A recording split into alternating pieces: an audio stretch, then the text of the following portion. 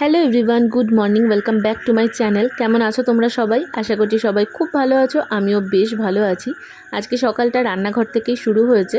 সকালবেলা উঠে ফ্রেশ হয়ে চলে এসেছি রান্নাঘরে। মা দোকান গেছিলো, বেশ কয়েকটা মুদিখানার জিনিস নিয়ে এসেছে। তার মধ্যে এই শুকনো লঙ্কাগুলোকে এভাবে ছাড়িয়ে কৌটোবন্দি করতে আমার বেশ ভালো লাগে, সেজন্য এই টুকটাক কাজগুলো দিয়েই আজকের দিনটা শুরু করেছি। আর এভাবে ছাড়িয়ে রাখলে না শুকনো লঙ্কাগুলো অনেক দিন অবধি টেকে, তো সেটাকে কৌটোতে রিফিল করে নিলাম। তার সাথে দারচিনি, এলাচ, এরকম ছোটোখাটো বেশ কয়েকটা জিনিস ফুরিয়ে গেছিলো, সেগুলো এখানে নিয়ে এসেছে। আর দারচিনিগুলোকে এই কৌটোটার মধ্যে এখন ভরে রাখবো। দারচিনি, লবঙ্গ, এলাচ এই সমস্ত দিয়ে চা খেতে কিন্তু একটা অন্য রকমেরই লাগে। আর এই বর্ষার দিনে মার হাতের এরকম মশলা চা দারুণ লাগে আমার।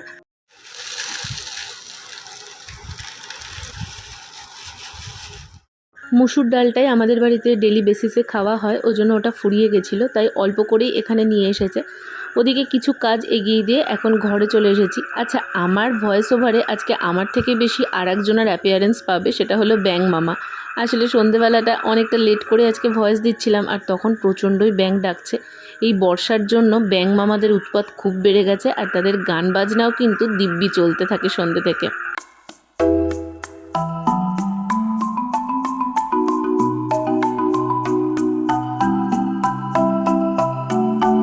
এই ৩-৪ দিন ধরে সকালবেলাটা করে আমি ঘুম থেকে উঠে ফ্রেশ হওয়ার আগে বিছানায় বসেই হনুমান চালিসাটা শোনা আরম্ভ করেছি। তার সাথে শুনতে শুনতে বেশ খানিকটা মুখস্থও হয়েছে, সেটা নিজের মনেই গুনগুন করতে থাকি।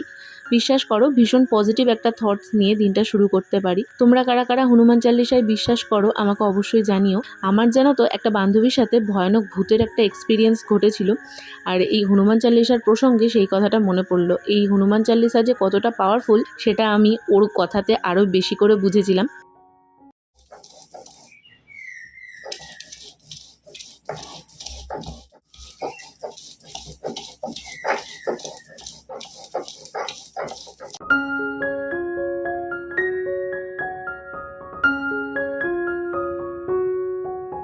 আজকে রান্না হবে ঝিঙে আলু পোস্ত, সেই জন্য মা প্রথমেই পোস্তটা বেটে নিয়েছে, আর তার সাথে ডিমের একটা অন্যরকম রেসিপি করবে, সেই জন্য এখানে ওই পেঁয়াজ, বাদাম, রসুন এগুলোকে ভালোভাবে মা বেটে নিয়েছে।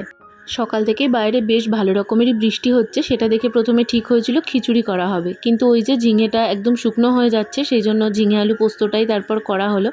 মা ওদিকে রান্নাঘরে কাজ করছিল, সেইখানে কিছুক্ষণ সময় কাটিয়ে আবার চলে এসেছি ঘরে। এই গদিটা সামনের দিকে অনেকটা এগিয়ে গেছিলো, তাই ওটাকে ঠেলে ঠুলে ঠিক করলাম।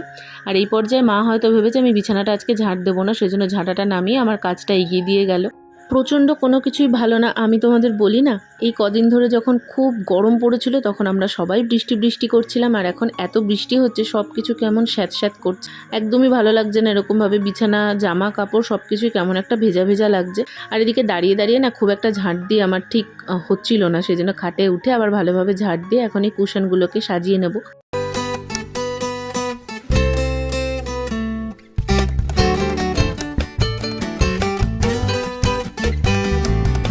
রান্নাঘরের আমার কাজ এখনও কিন্তু কমপ্লিট হয়নি। আমি আজকে টুকটাক মাকেও একটু হাতে হাতেই করে দিচ্ছি। ওদিকে ডিমটা সেদ্ধ করা হয়ে গেছিলো, আলুটাও সেদ্ধ করা হয়ে গেছে, তো ডিমটার খোসাগুলো আমি এখানে ছাড়িয়ে দিচ্ছিলাম। চামচ দিয়ে এভাবে ছাড়ালে না বেশ সুন্দরভাবে খোসাগুলো কিন্তু ছাড়ানো হয়ে যায়। আর ডিমটা যখন সেদ্ধ বসাবে তখন যদি একটু ভিনিগার দাও তাহলে তো আরও ইজিলি খোসাগুলো তুলে ফেলা যায়।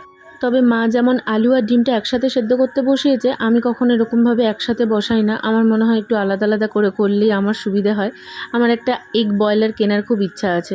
তোমাদের কারোর কাছে যদি থাকে তাহলে আমাকে একটু জানাবে জিনিসটা কি আদৌ কাজের হয়, মানে ভালো হয় কোয়ালিটি।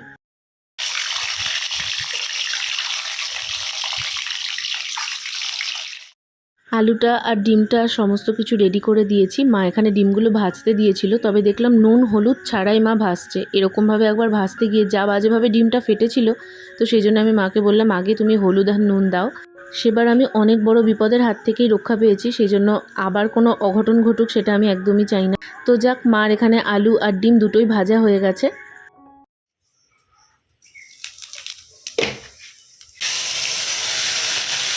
এরপর তেলের মধ্যে শুকনো লঙ্কা আর গোটা জিরে ফোড়ন দিয়েছিল, আর যে পেস্টটা তখন বানিয়েছিল তারপর সেটা দিয়ে লবণ, হলুদ গুঁড়ো, লঙ্কার গুঁড়ো, আর যেহেতু টমেটো ছিল না সেজন্য একটা টমেটো সস দিয়েছিল, তবে টমেটো পিউরি দিলেই বেশি ভালো লাগতো। সব কিছু দিয়ে এটাকে ভালোভাবে কষিয়ে নিতে হবে। মশলাটা ভালোভাবে কষে গেলে ভেজে রাখা আলু আর ডিমটা মা এখানে দিয়ে ওটাকে আরেকটু ভালোভাবে কষাবে যাতে ডিমগুলোর মধ্যে মশলাটা ঢোকে।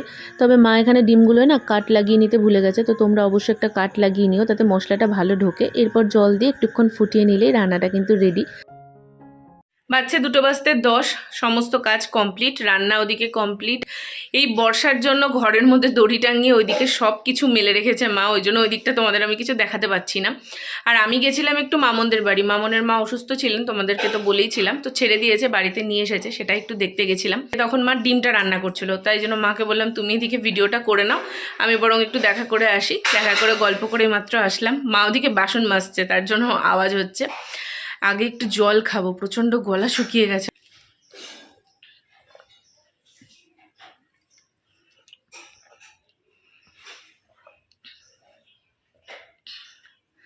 এবার যেন শান্তি লাগছে। আসলে ওদের বাড়ির থেকে এক প্রকার দৌড়াতে দৌড়াতেই বাড়ি এসেছি, বেরিয়েছি আর দেখছি গুড়ি গুড়ি বৃষ্টি পড়ছে, আর এই বৃষ্টি তো ভালো না, তো সেই জন্য তাড়াহুড়ো করে এসেছি। আর সকাল থেকে উঠে ওই একদম সকালবেলাতেই জল খেয়েছিলাম, তারপর থেকে আর জল খাইনি। জলটা আমার খুব কম খাওয়া হয়ে যাচ্ছে।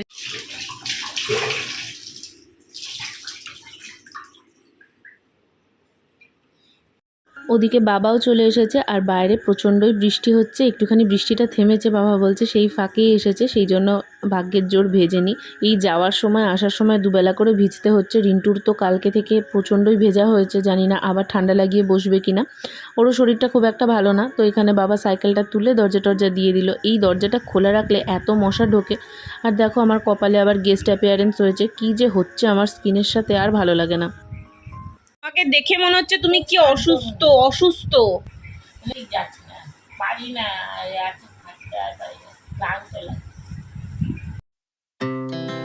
Our hearts beat to the city streets.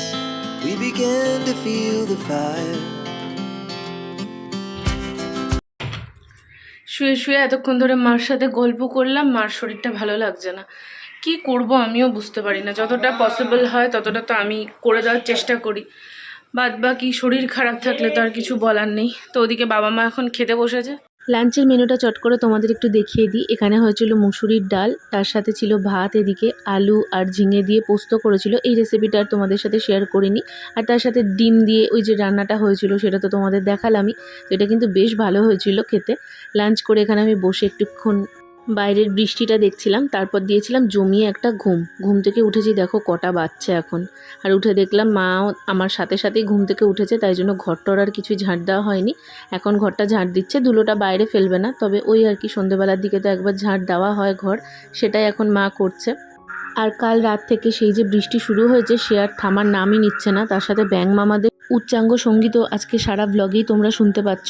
কি করব, যে ঘরেই যাচ্ছি সে ঘরেই সেম প্রবলেম হচ্ছে, তো আওয়াজ আমি কোনোভাবেই বন্ধ করতে পারছি না, জানলা টানলা সব কিছু দিয়েই ভয়েস দিলাম, কিন্তু ওই তাও আওয়াজ এসেছে। তো আজকের দিনটা একটু মানিয়ে গুছিয়ে নিও। এদিকে এই দরজাটা না বন্ধ করে দিই, মানে রান্নাঘরের দরজাটা, কারণ বাবা জানলা খুলে বসে থাকে আর মশার উৎপাতে থাকা যায় না।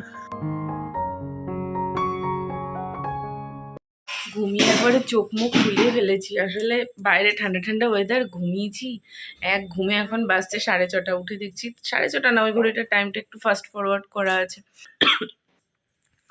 6:30 বাজছে না, ওই ঘড়িটার টাইমটা একটু এগানো আছে, ওই 6:20 মতন বাজছে। আমার ওঠার পর থেকে করছে মাথার যন্ত্রণা। আসলে ফ্যানটা চালিয়ে ঘুমিয়েছিলাম, আর এই ঘরে ফ্যানটা না রেগুলেটর নেই, মাথাটা ধরে গেছে। মাকে বললাম একটু চা করো, চা খেয়ে যদি কমে। আর এদিকে আমি এসে দেখছি মার বিছানা টিছানা গোছানো কমপ্লিট, মা এখন ওদিকে চা বসাচ্ছে।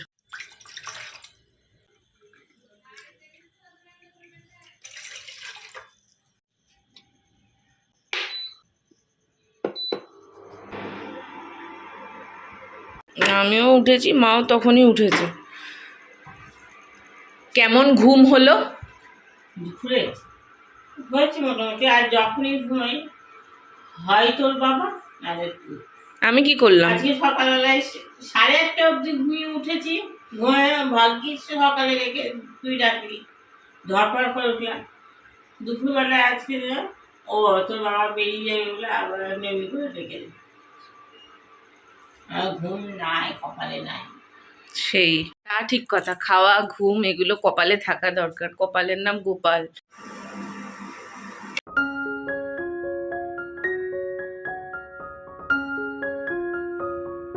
দুধ চা না লাল চা তোমাদের কোনটা পছন্দ? আমার তো লাল চার ওপর কোনো কিছু লাগে না, তবে দুধ চাটা খুব একটা খারাপ লাগে না। তোমাদের ফেভারিটটা কিন্তু জানিও।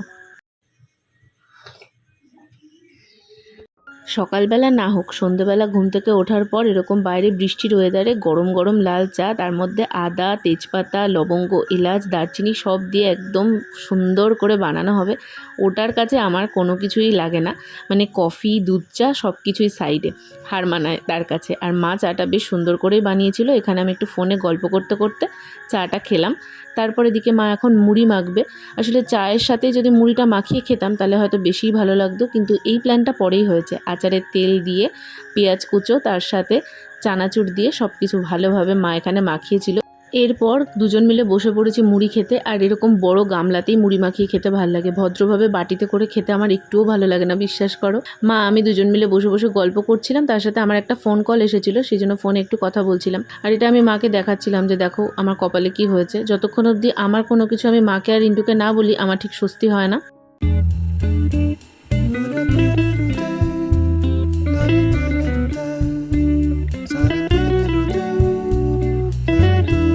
একটা খাওয়া শেষ হতে না হতেই আর একটা খাওয়ার টেনশন শুরু। রাতের জন্য রুটি করা হবে, তাই জন্য এখানে মা আটার প্যাকেট থেকে আটাটা ঢেলে রাখলো।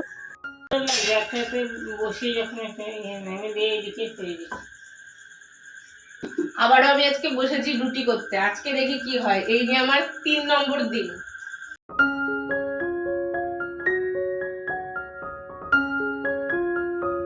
সত্যি মানুষ চাইলে হয়তো কি না করতে পারে। আমি প্রথম দুদিন কেমন করেছিলাম সেটা তো তোমাদের সাথে শেয়ার করেছিলাম, তবে আজকে দেখো রুটিগুলো কিন্তু বেশ ভালো ফুলেছে।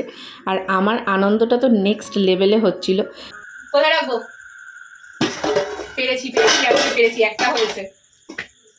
আজকে মোটমাট 4টে রুটি আমি করেছিলাম। 2টো রুটি তো নর্মাল ফুলেছে, আর একটা দেখো তাওয়াতেও কিন্তু রুটিটা বেশ একদম গোল হয়ে ফুলেছে। যদি তাওয়াতে ফোলাতে পারি তাহলে সব থেকে ভালো। ওইভাবে সেকে খাওয়াটা নাকি ভালো না, আমি শুনেছি। তোমরা কিভাবে করো আমাকে অবশ্যই জানিও। দেখো এটা কি সুন্দর গোল হয়ে ফুলেছে, আমার সত্যি আজকে খুব ভালো লাগছিল। তারপর 2টো পরোটাও করেছিলাম এখানে। মা কেন জানি না আমার জন্য 2টো পরোটা করবে বলে পরোটাই বেলে ফেলেছে, সেই জন্য এখানে 2টো পরোটাও ভেজে নিলাম। আপনার কেমন লাগছে? আপনার মেয়ে রুটি করা শিখে গেছে। ভালো, তাই না? এভাবেই আস্তে আস্তে শিখবি, শিখতে শিখতে বড় হওয়া, এটাই মা চায়। জিনিস করছি আর খুব- 3টে করে যাচ্ছে। খুব মন দিয়ে পরীক্ষায় আসবে। পরীক্ষায় না, পরীক্ষায় পেপারে পড়াশোনায় মন দিয়েছে আমার মা, ময়দা সমেত পড়ছে। বাচ্চা 11টা। আমি এতক্ষণ বসে বসে লাইট টাইট অফ করে ভয়েস ওভার দিচ্ছিলাম। আর এর মধ্যে আমার ম্যানেজার ফোন করেছে, ফোনটা সাইলেন্ট করে দিয়েছিলাম আমি, কারণ ভয়েস ওভার দেওয়ার টাইমে যদি হঠাৎ করে ফোন বেজে ওঠে না বড্ড অস্বস্তি লাগে। মানে একটা কথা বলছি তার মাঝে খেইটা হারিয়ে যায়, তো সেই জন্য আমি ফোনটা সাইলেন্ট করে রেখেছিলাম। এখন দেখলাম ও ফোন করেছে, এখন ওকে আর ফোন করবো না, কারণ ওইদিকেও প্রচণ্ড বৃষ্টি হচ্ছে। আর ওদিকে আওয়াজ পাচ্ছ, কারণ হচ্ছে 11টা বেজে গেছে, মা এখন খেতে দেবে, তার প্রিপারেশান স্টার্ট করে দিয়েছে। তো চলো খাওয়া দাওয়া করে নিই, অনেক রাত হলো। আর কথা বলতে বলতে আমি লাইটটা অফ করে দিয়েছি, বাইরে বেশ সুন্দর ঠান্ডা ঠান্ডা হাওয়া দিচ্ছে। নিজের করা রুটি পরোটা কোনোটাই আমি খাইনি। জেঠির বাড়ির থেকে আজকে খিচুড়ি প্রসাদ পাঠিয়েছিল, জানি না আজকে কোনো পুজো টুজো আছে কি না, তবে ওই প্রসাদের খিচুড়িটাই খেলাম। তারপরে এসে এখন জানলা টানলাগুলো লাগিয়ে দিচ্ছি, কারণ ওয়েদারটা এমনিই ঠান্ডা, বাইরে থেকে বেশ ভালো ঠান্ডা হাওয়া দিচ্ছে। আর এইভাবে যদি ফ্যানটা চালাই তাহলে ঠান্ডা লেগে যাবে, যেটা দুপুরবেলাতে আমার হয়েছে। আর না লাগিয়ে দিলে জানলাটা, মশারও উৎপাত, তার সাথে ফ্যানটা অফ করে ঘুমোতেও পারবো না। সেই জন্য সব কিছু ঠিকঠাক করে বিছানাটা গুছিয়ে নিলাম। বাচ্চা 11:30, ডিনার করা কমপ্লিট, শোয়ার জন্য বিছানা করা কমপ্লিট। এখন একটুখানি এডিটিং করব। রিন্টু তো এখনও বাড়ি আসেনি, বৃষ্টির জন্য ওর বাড়ি ঢুকতে আরও লেট হয়ে যাচ্ছে, কারণ অটো পাচ্ছে না, নানান রকম প্রবলেম রাস্তাঘাটে। এর আগের দিন তো বলছিল যে রাত্রিবেলাতে এতই প্রবলেম যে কিছুটা হেঁটেই এসেছে ওই বৃষ্টির মধ্যে। তো দেখা যাক ও কখন ঢোকে, ওর সাথে একটু গল্প করব। চলো আজকের ব্লগটা তাহলে এখানেই এন্ড করে দিচ্ছি, দেখা হচ্ছে খুব শিগগিরই নতুন ভিডিওতে। আজ তবে আসি, টাটা।